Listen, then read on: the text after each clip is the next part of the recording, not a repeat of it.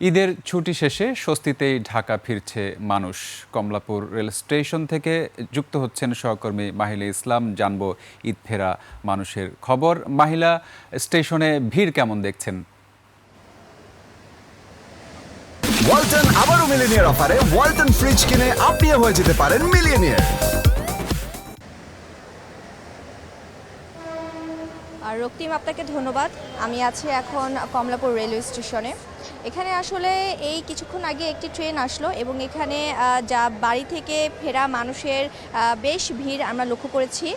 যেহেতু ঈদের পঞ্চম দিন চলছে, তো আর দুদিন পরেই হয়তো কর্মজীবনে ফিরবেন সব মানুষ। এই জন্যই আসলে ঘরমুখী মানুষরা আবারও রাজধানীতে ফিরে আসছেন কাজের চাপে। এবং যেটি জানেন সেটি হচ্ছে শুক্রবার শনিবার ছুটির পরে রবিবার থেকে পুরোদমই আসলে ঢাকায় কর্মজীবন শুরু হয়ে যাবে। সেক্ষেত্রেই কিন্তু এখন এই ভিড়। সকাল থেকেই দেখছি কমলাপুর রেলওয়ে স্টেশনে ট্রেন আসছে এবং ট্রেনে যাত্রীদের ভিড়ও ব্যাপক।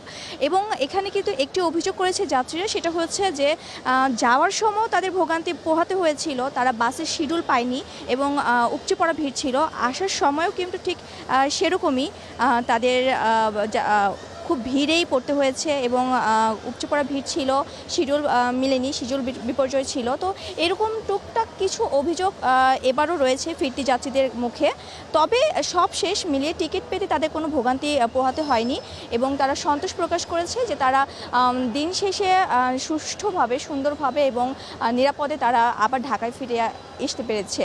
তো রক্তিম, এই ছিল কমলাপুর রেলওয়ে স্টেশনে আমার কাছে এখনকার মতো তথ্য।